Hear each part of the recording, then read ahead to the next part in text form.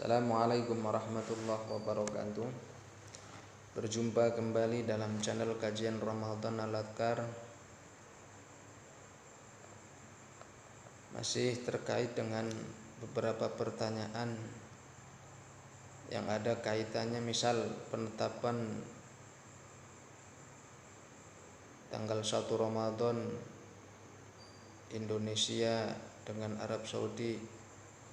Apakah boleh negara Indonesia mengikuti ketetapan mulai puasanya Arab Saudi atau ru'yah negara kerajaan Arab Saudi? Maka ini kan kita bahas. Terus bagaimana orang yang bepergian dari satu tempat, awal dia berpuasa kemudian sampai ke suatu tempat di mana ternyata di sana sudah terjadi lebaran. Maka ini akan kita sampaikan karena ini persoalan pelik yang jarang diketahui banyak orang. Mudah-mudahan ada manfaatnya. Far'un berikutnya ini satu cabang. Wa idza ru'iyal hilalu bi mahallin lazima hukmuhu mahallan qariban minhu wa yahsulul qurbu bi ittihadil matla'i bi ayyakuna ghurubus syamsi wal kawakibi wa tulu'uha fil baladaini fi waqtin wahidin. Nah, ketika ada dua negara ini berdekatan, misalkan Indonesia Malaysia, karena sebagian Pulau Kalimantan ini kan bertempelan, berdekatan, berdempetan dengan Malaysia, Brunei, Sumatera juga demikian. Bagaimana ini dengan negara yang berdempetan seperti ini, berdekatan, perbatasannya hanya tembok. Nah, maka ketika negara itu berdekatan, maka hukumnya bisa disebut adalah merupakan satu kesatuan, walaupun berbeda kerajaannya, berbeda presidennya, berbeda pemerintahannya. Maka yang dekat seperti ini ketika di Indonesia di ru'yah masuk tanggal 1 Ramadan, Malaysia, Brunei pun ikut, karena ini masih satu wilayah yang berdekatan. Dan itu wilayah-wilayah yang masih jaraknya alla takuna masafatu ma bainal mahallaini arba'ata wa isrina farsyahon. Ini selama jaraknya itu diperkirakan tidak lebih daripada 20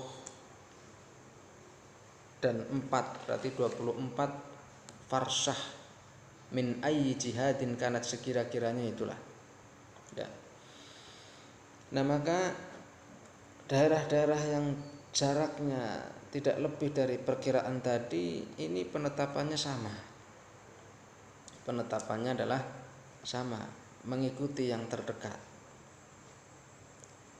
Ya, seperti kita, negara kita ini kan ada Pulau Kalimantan, Pulau Jawa, kemudian ada Pulau Irian Jaya itu ya. Jadi itu kan kepulauan. Nah, maka ini pulau-pulau yang dalam satu ketetapan atau satu kesatuan negara ini semuanya wajib ya, wajib dalam satu ketetapan. Seluruh Indonesia wajib. Maka Malaysia yang misalkan dekat itu pun bisa ikut ketika mendekati, apalagi Malaysia berada di sebelah baratnya Indonesia, maka dia akan lebih pasti mengikuti Indonesia. Nah, ini ketetapan untuk misalkan dua pemerintahan yang berbeda tetapi berdekatan, maka bisa mengikuti salah satunya. Apalagi pemerintahannya yang posisinya berada di sebelah barat dari pemerintahan lain atau negara lain yang berada di sebelah timur, dan yang sebelah timur itu sudah melihat hilal, maka yang di barat otomatis sama-sama menetapkan atau mengikuti baik puasanya ataupun syawalannya. Kemudian wa'lam annahu mata hasolatir ru'yatu fil baladi syarqi lazima ru'yatuhu fil baladil gharbi tuna aksih. Jadi ketahuilah, ini ketika negara yang sebelah timur menghasilkan dari ru'yahnya itu wujud hilal tanggal 1, maka wajib pula berpuasa untuk negara yang ada di sebelah baratnya, tidak sebaliknya. Ini menjawab problem yang pernah dihadapi pada waktu itu. Ada seruan ya, jadi ada kekacauan pada waktu itu bahwa Idul Fitrinya kita orang Indonesia berpedoman pada Idul Fitrinya negara atau kerajaan Saudi Arabia. Ini fatwa yang pernah disampaikan atau anjuran yang disampaikan oleh Yayasan Al-Ihtikam dalam merayakan hari raya Idul Adha, juga mengikuti Idul Adhanya Saudi Arabia. Ini merupakan salah satu cara dengan maksud untuk melegalisir, untuk mengakui, untuk melegalkan, yakni ru'yatul hilal negara Saudi Arabia sebagai ru'yatul hilal bersifat internasional. Bagaimana dengan apa yang disampaikan dengan kajian di kitab Kasyifatus Saja ini bertentangan, tidak sesuai. Sebab apa? Sebab negara kita Indonesia ini ada di sebelah timur, negara Arab Saudi adanya di sebelah barat. Jadi ibaratnya begini, ini negara kita Indonesia tengah-tengah, ini Arab Saudi adanya di sebelah barat, dan ini ada negara lain yang di sebelah timur Indonesia. Bagaimana jika hilal tampak di negara Indonesia, maka negara Arab Saudi sudah pasti wajib ikut puasa. Indonesia puasa, maka Arab Saudi puasa. Indonesia lebaran, maka Arab Saudi lebaran. Tapi tidak sebaliknya. Kalau misalkan tanggal 1 Ramadan tampak, hilal tampak di Arab Saudi, sementara di Indonesia terhalang diistiqmalkan menjadi 30 hari bulan Sya'bannya, walaupun di Arab Saudi malam itu tarawih, maka di kita ini tidak. Misalkan Arab Saudi menyatakan sudah muncul hilal tanggal 1 Syawal, sementara di Indonesia tidak muncul, diistiqmalkan, ini kan jaraknya 4 jam. Maka kita masih berpuasa, sedangkan di Arab Saudi itu sudah lebaran. Beda dengan yang di sebelah timur Indonesia ini, negara yang di timur Indonesia ini, Indonesia bisa ngikutin ini. Ketika di sini muncul tanggal 1 Ramadan, maka Indonesia bisa ikut puasa karena di sini sudah muncul hilal.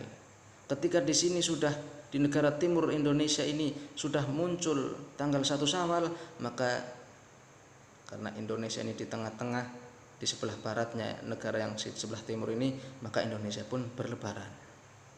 Begitu ya. Jadi tidak berkiblat dengan Arab Saudi dalam masalah ru'yah ini. Ya. Ini keliru ketika ada penetapan, ya kalau tidak bisa dihisab, tidak bisa diru'yah, ikuti Arab Saudi. Tidak, itu keliru.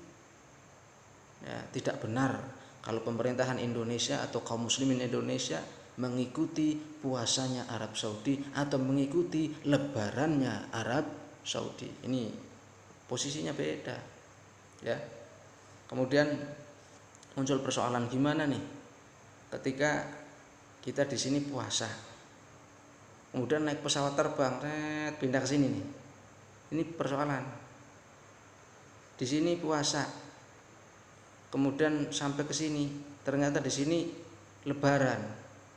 Nah, bagaimana kalau di sini kita puasanya baru 28 hari, kemudian sampai ke suatu negara yang jauh, kemudian di sana ternyata sudah Lebaran, maka kita sampai di sana adalah berlebaran, ikut berlebaran. Tapi ketika puasanya di sini kita masih, misalkan jaraknya jauh ya, ini jaraknya jauh, kemudian di sini kita puasanya sudah 29 hari, maka ketika berlebaran di sini kita tidak usah qadha. Nah, bagaimana kalau kita berpuasa baru 28 hari di sini, maka ketika kita ikut lebaran di sini kita akan berlebaran tetapi dengan membayar hutang satu puasa yang belum selesai, karena puasanya baru 29. Bisa puasa belum 29, jadi baru 28. 28 kok tiba-tiba ikut sholat id, asik banget itu ya, kurang satu, makanya yang satu itu diqadhain. Nah, sebaliknya bagaimana ketika orang yang di sini terbang ke sini, sementara di sini masih puasa, padahal dia ini sudah 30 hari sampai di sini masih puasa, mestinya dia sudah bisa lebaran. Bagaimana? Maka dia bertahan untuk mengikuti puasa di daerah dia singgah itu, di daerah dia menetap itu. Nah, beda kalau dia balik lagi ke tempat semula ya. Tapi karena ini caranya jauh ya. Nah, ini jadi persoalannya, ketika pindah ke sini, di sini belum lebaran, maka dia menahan untuk berpuasa, ikuti. Ketika terbang ke tempat lain, kok di sini sudah lebaran, maka dia dihitung puasanya. Kalau puasanya sudah 29 hari, kemudian dia sampai di sana kok lebaran, maka dia ikut berlebaran tetapi tidak usah qadha. Kemudian kalau puasanya baru 28 hari, kemudian terbang ke suatu daerah yang jauh, lalu di sana dia menemui dan menjumpai lebaran, maka kalau masih 28 hari dia puasanya, dia qadha satu hari lagi untuk berpuasa. Karena apa? Puasanya masih kurang. Karena puasa itu tidak bisa 28 hari, tapi minimal 29 hari. Jadi selamat kalau yang sudah 29 hari dan ternyata menjumpai daerah yang di sana berlebaran, dan tidak apes kalau yang sudah puasa 30 hari atau sedang 30 hari kok sampai di situ belum lebaran, maka penahan diri untuk tidak berbuka. Inilah indahnya ilmu pengetahuan. Mudah-mudahan ada manfaatnya, dan ini lebih lama sedikit karena ini persoalan sebenarnya banyak, tapi sedikit-sedikit lah kita sampaikan sekali lagi.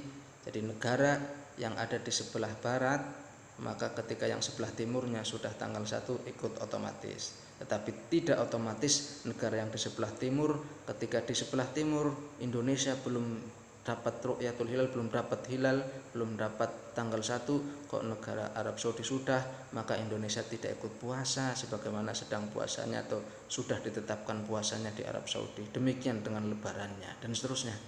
Nah, inilah pentingnya kita belajar. Maka dengan belajar kita menjadi tahu, menjadi ngerti. Mudah-mudahan ada manfaatnya.